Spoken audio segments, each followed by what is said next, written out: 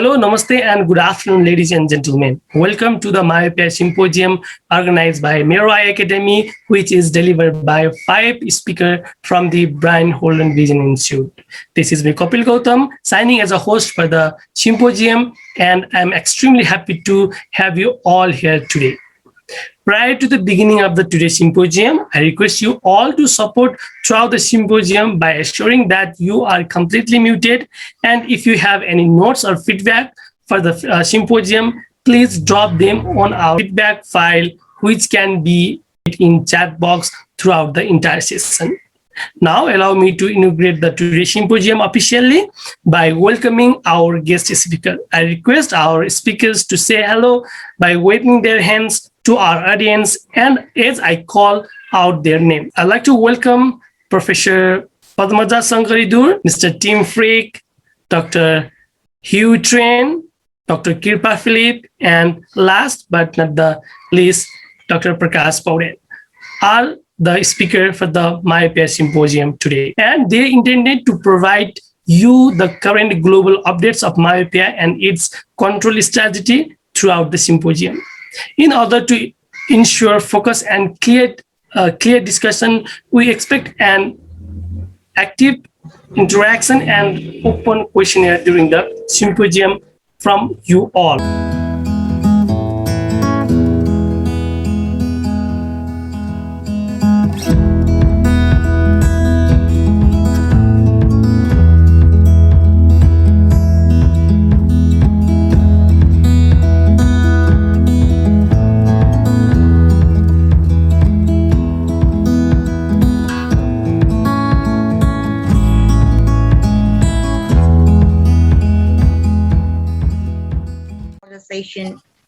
So with this, we are to our panel discussion, and I request all our panelists to share their video. So joining us as a panelist are Professor Padmaja, Mr. Tim, Dr. Huy, Dr. Krupa, and Dr. Prakash. So we'll be having our questions displayed on our screen. I request our panelists to share their views and answers on the relevant topics, and also to add their insights on the queries that we have received from our audience. So our first question has been displayed on our screen, which is by Mr. Manish. How will we manage myopia in primary healthcare center or community health center? Also explain how to prescribe glasses for myopia with exotropia and myopia with esotropia of different age groups. So I'll start, and I'll also get Tim to talk about prescribing glasses for myopia with binocular vision problems, because he spoke about that. So in terms of managing myopia in a primary healthcare center or community healthcare center. So again, I think, Tim's presentation is quite relevant, because Tim very clearly explained that you sort of assess the visual acuity, and then you try and see whether that matches with the refractive error. So in a primary healthcare center or a community healthcare center, I would think that cycloplegia is not going to be used. So you will be looking at young children. Very likely you will be measuring their vision and possibly doing a non-cycloplegic refraction. So if there is a mismatch between the vision as well as and the refractive error, then what you would need to do would be to try and refer that child on further up if needed, so that the child gets a cycloplegic refraction. We normally advocate that we should try and aim and do cycloplegic refraction for young children presenting, because you want to try and get a good, accurate estimate of the refractive error. So that's the first thing. Make sure that you have assessed the refractive error appropriately. In terms of managing myopia, you want to try and prescribe what the refractive error is. What we did not have time to discuss today is data which shows that under correction of myopia actually promotes progression of myopia. So we don't want to be undercorrecting the children. So you should try and correct them fully. If you have access to any myopia management options, if not at the community health centers, but higher up, and especially if the child is at risk of progression of myopia. For example, we know that children with parental myopia, very young children, are at higher risk. So those sort of children would need to be referred on. Tim, do you want to sort of address the remaining section on binocular vision? Sure, and to add maybe the points that Dr. Krupa was making that it's always worthwhile having the discussion about environmental influences. So if you have a child who is indoors too much and not getting outdoors 2+ hours a day, it's worth having that conversation, and you can do that at any level of healthcare. Now, with the binocular vision problems, you need to address them on their merit as so in one way you have if you have dual diagnoses, you've got to address both diagnoses. So if you have an esotropia, you need to address it. Esotropia is the neater one in that esotropia we generally will want to prescribe as much plus as possible, and it does tend to go with hyperopia rather than myopia. But if you have a myopic esotrope, then you need to, as well as other measurements, you need to measure an AC-on-A ratio. And if your AC-on-A ratio merits the prescription of a near-ad, then a near-ad with your myopia prescription is important. As Padmaja mentioned, the full prescription is important, so certainly going with the full prescription for distance, but a near-ad to decrease the esotropia at near. If that doesn't address the esotropia, then the esotropia needs other treatment, and that probably involves a referral on to consider surgery. There are other methods, obviously, with vision therapy, but I'm not sure how they're addressed in Nepal. For exotropia, you have a larger problem in that the most likely optical control factor for myopia progression is to prescribe some form of whether it's peripheral plus or a bifocal addition or a multifocal addition in contact lenses. They all involve plus, and plus will make the exotropia worse. So you're hoping that by prescribing the minus for the myopia, that the exotropia will be somehow corrected, but that's unlikely because you don't want to be inducing accommodation, you just want to be correcting the right amount of myopia. So that is likely to go to some form of vision therapy or some form of surgery to correct the exotropia. I hope that addresses those additional questions. But regardless of other diagnoses, Padmaja's point about full correction of the myopia is important, and then address the other issues. I hope that hopefully answers the queries. So moving forward, we have our next question. So may we have the question displayed on the screen? Looks like it's one for you again, Tim. So how to control myopia progression while considering binocular single vision? I wanted to make a quick comment, Tim, and then I'll pass on to you. And I don't know if others have anything else to add. What we say is because it's, especially when we talk about things like accommodation, as well as exophoria and esophoria that have been the subject of debate in terms of myopia. We say that the data for many of these things is not very clear at the present time. So it should not stop you from managing myopia in any child who comes with binocular vision problems, and Tim will sort of get into that a little bit more. What it requires practitioners to do is to manage and monitor these binocular vision problems closely in case they change so that they can be appropriately managed. Tim, do you agree with that sort of general statement without... Yeah. Yes, absolutely. Yeah, the data's mixed on whether the binocular vision problems are causative, but you certainly want to manage them. So if there's symptoms of headache, so your first treatment might be to treat the myopia, and that sometimes gets rid of the headache if it's an exotropia, for example. Exophoria we're talking about here because you've got binocular single vision. There was the question.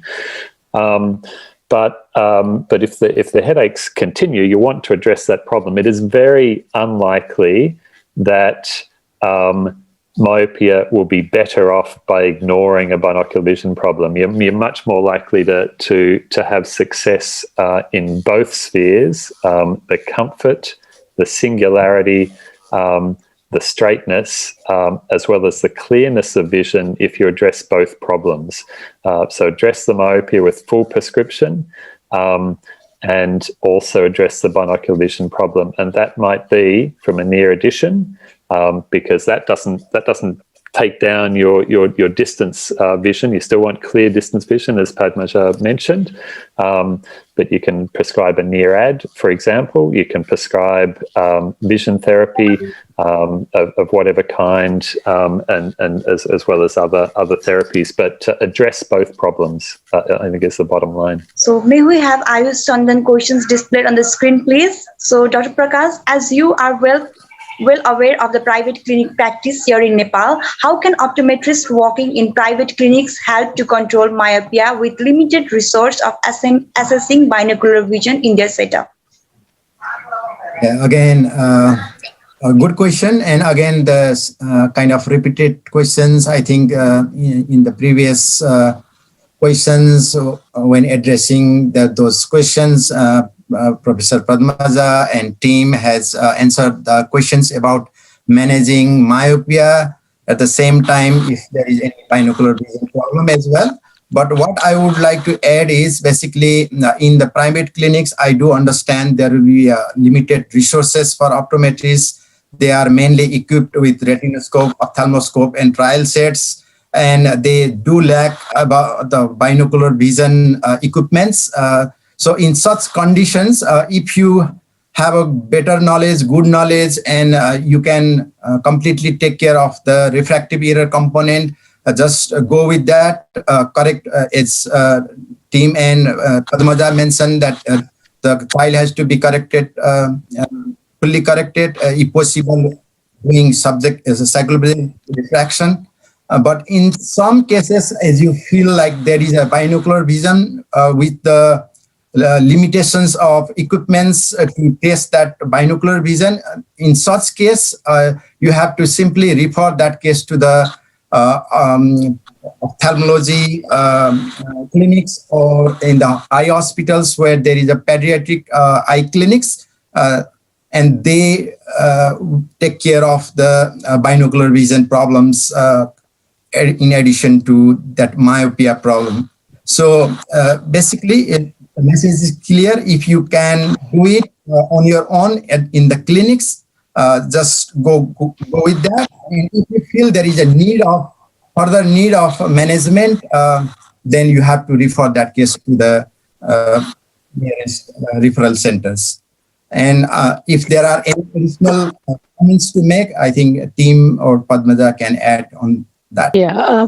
One thing we have to remember is that the percentage of cases that present with binocular vision problems that require management are going to be very low. Most of the cases are going to be simple myopia. So it's the management of myopia that's going to be, more important in these children. Yes, a small percentage of children are likely to present with problems. And as Prakash mentioned, yes, they would require to be, if needed, referred up and managed appropriately. So fully, I hope that answers the question. So moving forward, to our next question, please. So we have our next question by Angela. She have her question to Mr. Tim.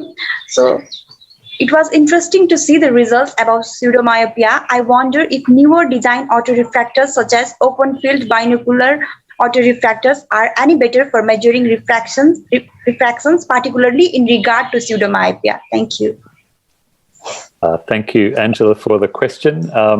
Absolutely, the better designed autorefractors induce less pseudomyopia, but they still induce some. Same when you're refracting with a retinoscope, or if you're refracting subjectively. There are ways to try to bias your result to the least amount of accommodation possible. But nothing's perfect. And every so often, although I think I've done my best job of controlling accommodation without cycloplegia, when I do a cycloplegic ret, I still get a surprise. So you just can't tell. You need to do your best job. And there's another question I see in the chat, which asks, it makes a statement that it's hard to get referrals on and to get cycloplegia done in children. So I think you need to make a practical decision at some point. Yes, if you start treatment of myopia without a cycloplegic refraction, there is a chance that you'll prescribe glasses for some pseudomyopes. You just need to do your best job that you can possibly do. If cycloplegia is available, that should be done. If it's not available and it's not plausible because of cost or because of distance or because of some other problem, then you need to do the best job you can. I would suggest that, yes, if you can get your hands on an open field autorefractor, that is better than the older style closed fields. Binocular is better than monocular. And if you're doing a non-automated refraction, if you're doing your own refraction with a trial lens set, then try the method of putting plus on to relax accommodation binocularly and leave that there. So you're trying to relax the child as much as possible. It does take a little bit of time, but to put plus in the trial frame and wait some time to see if you can reduce any accommodation to try to get the minimum amount of pseudomyopia possible. So it's about doing your best job possible, but being practical about it. If you can't get a cyclo done, you can't get a cyclo done. You do your best job. And welcome any other panel member who wants to comment further. Yeah, I was going to add to that, Tim, because when we looked at data comparing non-cycloplegic to cycloplegic refraction, the younger children, they're much more prone. So if you're talking 6 years old versus 8 years old, then the 6-year-old is more likely to run into issues.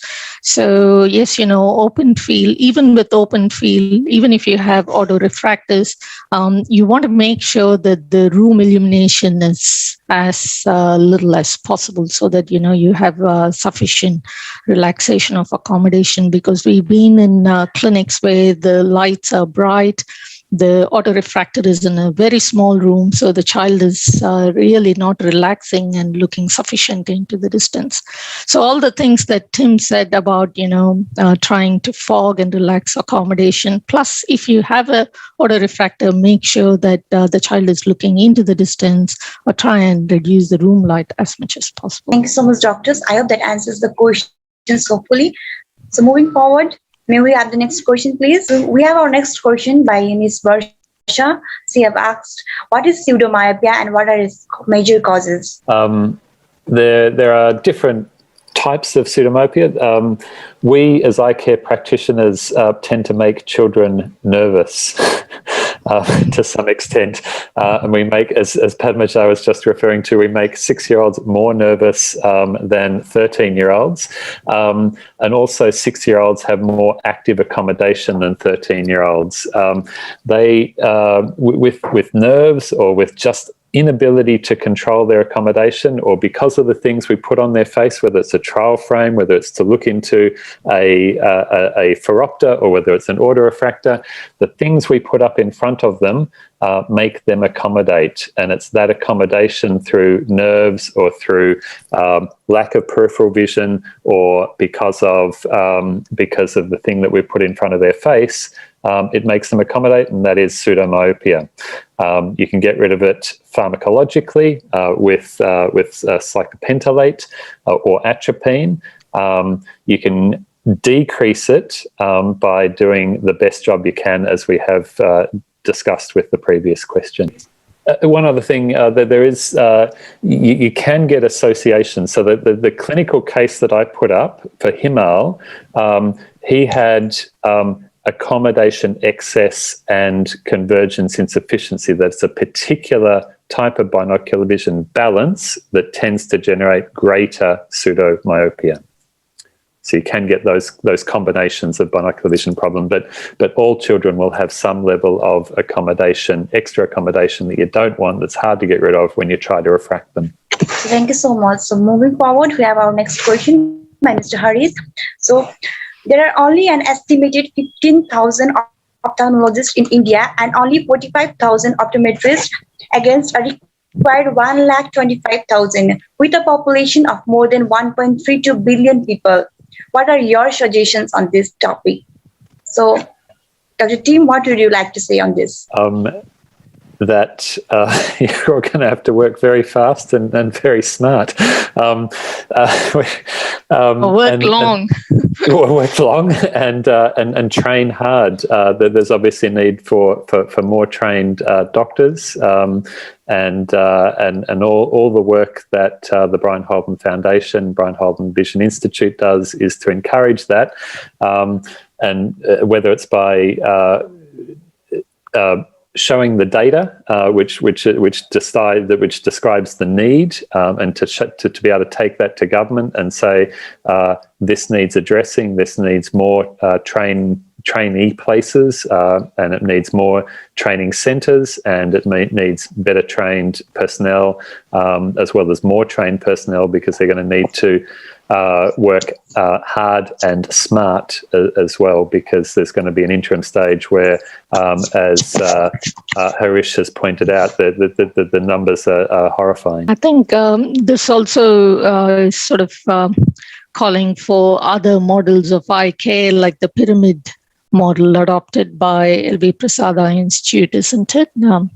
And Tim and Prakash, you probably know more about how that works and what levels there are, and how you might be able to manage some of the major issues that we are seeing at the present time. Thank you. Yes, Padmaja is absolutely right. Like, given the problems in terms of meeting the number of trained eye care personnel in every country, different countries have adopted different models.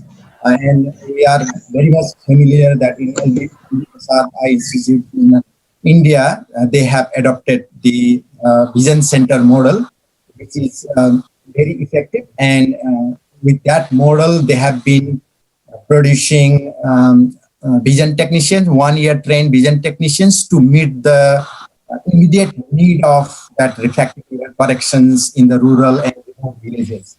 Whereas if you focus more into the cities and towns, yes, of course, there is a focus on the secondary care center level and tertiary care center level eye care trained personnel, where optometrists and ophthalmic assistants are playing major role in terms of providing refractive error services and other different specialities optometry services. So it is definitely depend on the eye care systems in the country. So who is handling the eye care system? If the government is looking after that, and the government should have that structure in place to address those issues. As I said, in Nepal, the eye care system is more on NGO based. So NGO is taking a major lead in addressing the eye care issue in Nepal, whereas government is just supporting agencies. And with the need, like current need, what the government has done is they have addressed that problem, occupying more optometry and ophthalmic assistance in the government healthcare systems as well, in the government-run hospitals as well. So it depends on the model. So in India, perfectly at this stage, if we take that Vision Center model adopted by, developed by LB Prasad Eye Institute in Andhra Pradesh and Telangana, I think they have been doing quite good in terms of addressing the local eye care problems in these states. So it depends on the state level and the national level how they are going to adopt this kind of model for rest of the countries. I hope I addressed that questions. Yes, but we don't have a complete answer and technologies or resources to fulfill that gap. But yes, it takes some time. So there will be a 5-year target or a 10-year target to produce more optometrists that we need for secondary care level and the tertiary care level. Thank you so much, Dr. Prakash, for your insights. I hope that will shed a little more light on this topic. So moving forward, our question goes by Mr. Murali. So his question is the availability of contact lenses in Nepal per practitioner explained by ma'am on myopia? What should be kept in mind before prescribing it than general contact lens that we prescribe currently? I guess this question is for Dr. Padmaja. Now, this can join in too. And here, actually, I'm guided by probably Prakash and others on what is available in Nepal. So for myopia management, if you have any of the special myopia control lenses that I mentioned in my talk, that's good. If not, if you have availability of a center distance multifocal contact lens, then that would work equally well, it seems, based on the current evidence we have. So if you are thinking myopia control with a contact lens, then I would consider a multifocal type contact lens, which is about +2 or +250 thereabouts as your starting contact lens, and then you see how you go with that. And if you have to modify to try and address the vision problems or the myopia control efficacy, then you would have to do that once you've put the lens on and seen what the lens does to the eye. So I hope that answers the question. So moving forward, we have our next question by Sirjana. So she have asked, how do we choose the bifocal or progressive additional lenses in spectacle correction according to the refractive error and the state of accumulation? Okay, so most of the myopia control spectacle lenses are designed such that you can try and fit the lens that is provided by the manufacturer. So it takes away the need for you to measure, for example, the accommodative lag, or for example, if it is based on hyperopic defocus, you don't need to do those extra measurements. So as a practitioner, you have to make sure that you know exactly what the refractive error is, and try when you're choosing a multifocal type lens. Here, for example, we are talking about bifocals or progressive addition lenses or other lenses. For distance, the refractive error has to be corrected in full, and then you choose an add power. The add power has to be 2 diopters or higher, and that's the minimum requirements for fitting these type of lenses. We have our next question from Mr. Pankaj. So his question goes as, if a 1-year child is having a cycloplegic refraction in both eyes, his refractive power is -0.75 spherical power with minus 3.50 diopter cylindrical power with axis in 180 degree, that is binocularly, with intermittent exotropia. So whether we should prescribe or not in that case. Who wants to take it? Tim? I can see that Tim has unmuted himself. Yeah, I'm go on, Tim. There's a few ways to answer that. So by 12 months of age, you do not want the strabismus to be there, but it is intermittent at this stage. 3.75, I think it was, diopters of cylinder would be amblyogenic at that stage. So you've got two potentially amblyogenic factors. You've got an intermittent strabismus, and you've got an amount of astigmatism as well. However, at 1 year of age, I would delay treatment for that. I would not expect that prescription to go away. I would expect that child to end up in glasses at some stage, but at 1 year of age, I don't think there is any harm in delaying the prescription by 6 months for a start. So I would review the child at 6 months from then, so at 18 months of age, to see where each of those factors is heading. Is the astigmatism increasing or decreasing? Is the myopia increasing or decreasing? And is the exotropia becoming constant or staying intermittent? If intermittent, is it becoming more or less intermittent? It's there more or less of the time. So I think you can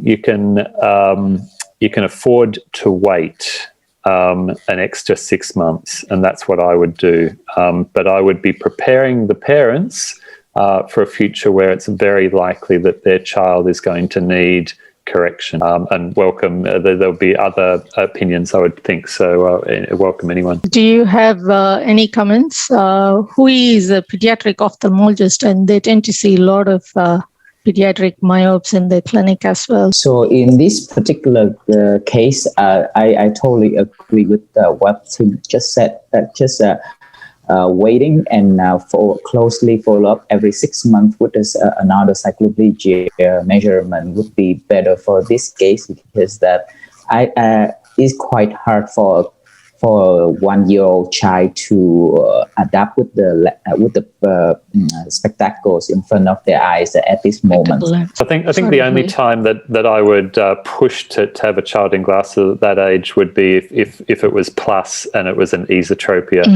If you could make a constant esotropia disappear completely by prescribing plus, I would do it. But in this myopic astigmatic case with an intermittent strabismus, I think we all agree that we'd wait.